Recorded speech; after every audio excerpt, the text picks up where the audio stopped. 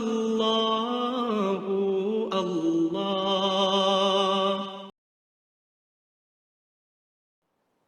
الحمدللہ رب العالمین والصلاة والسلام علی سید المرسلین اما بعد فاعوذ باللہ من الشیطان الرجیم بسم اللہ الرحمن الرحیم۔ دین اسلام ایک ایسا سچا مذہب ہے کہ جس کی تعلیمات پر عمل کرنے سے نہ صرف آخرت میں کامیابی ملتی ہے بلکہ دنیا میں بھی کامیابیاں حاصل ہوتی ہیں۔ اسلام میں روزہ ایک اعلیٰ ترین عبادت ہے۔ اللہ تبارک و تعالیٰ نے روزے مسلمانوں پر رمضان المبارک میں فرض کیے ہیں۔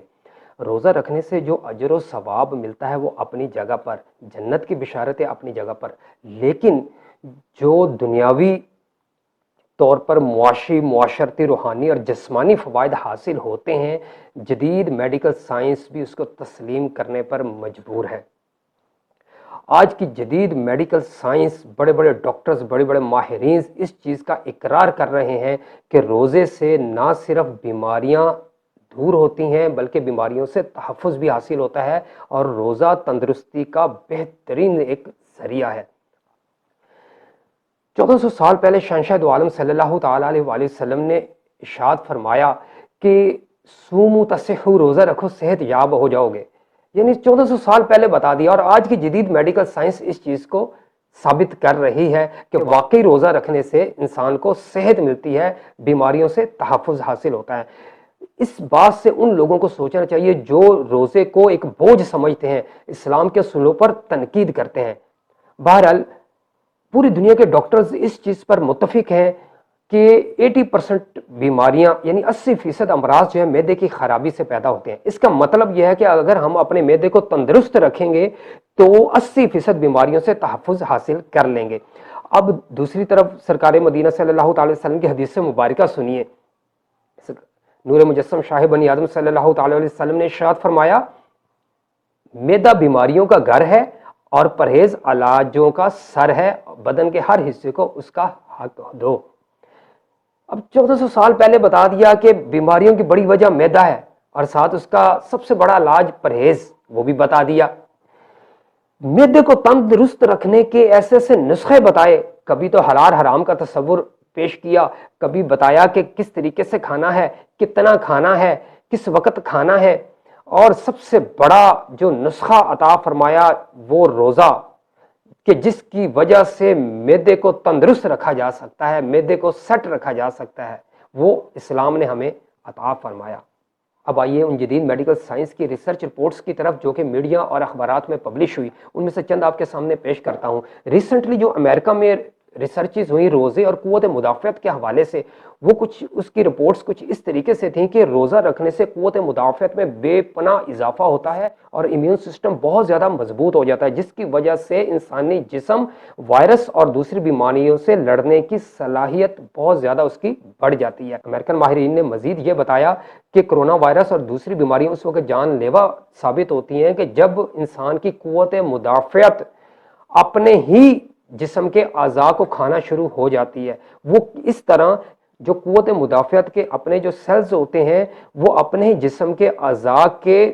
جینیٹک کوڈ کو صحیح طریقے سے پڑھ نہیں سکتے، یعنی جینیٹک فنگر پرنٹس ریڈ صحیح طریقے سے نہیں کر سکتے، وہ اپنے ہی جسم کے اعضاء کے سیلز کو دشمن سمجھتے اور اسی کو کھانا شروع ہو جاتے ہیں، اور یہ بڑا خطرناک مرحلہ ہوتا ہے۔ یونیورسٹی آف ساؤتھ کیلیفورنیا امریکہ کی جو ماہرین کی ٹیم تھی، انہوں نے یہ اس ریسرچ کی اور اس بات کو انہوں نے پروف کیا کہ روزہ رکھنے سے یا روزے جیسا عمل کرنے سے یا بھوکا رہنے سے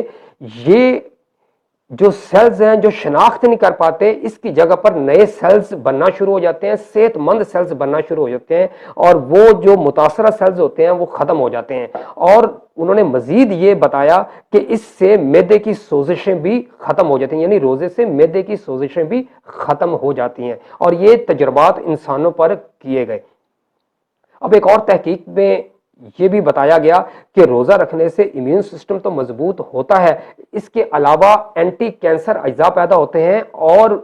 ایسے اسباب جو کینسر کے بڑھنے کا سبب بنتے ہیں اس کا بھی خاتمہ ہوتا ہے۔ اب ایک اور تحقیق میں یہ بتایا گیا کہ ماہرین نفسیات اس چیز کا اقرار کر رہے ہیں کہ روزہ رکھنے سے دماغی امراض، نفسیاتی امراض، ٹینشن، ڈپریشن جیسی بیماریاں اور جسمانی اور دماغی کھچاؤ دور ہوتا ہے اور اس کا خاتمہ ہوتا ہے، اور اس کے علاوہ دماغی صلاحیت بہت زیادہ بڑھ جاتی ہے۔ امریکن اور یورپین کی ماہرین کی ٹیم رمضان المبارک میں ایک مسلم کنٹری میں گئی اور 3 سٹی سلیکٹ کیے اور سروے کرنا شروع کر دیا۔ جو اس نے رپورٹ پیش کی وہ کچھ اس طرح تھی کہ مسلمان رمضان المبارک میں چونکہ نماز کا بہت زیادہ اہتمام کرتے ہیں، اس کے لیے وضو کرتے ہیں، اس لیے وہ ENT یعنی ناک، کان اور گلے کے امراض سے کافی حد تک محفوظ رہتے ہیں، اور چونکہ رمضان المبارک میں مسلمان بہت کم کھاتے ہیں، اس لیے وہ معدہ، جگر،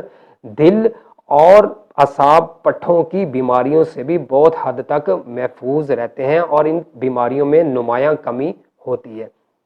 اب یہ جو چند تحقیقات میں نے آپ کے سامنے پیش کی،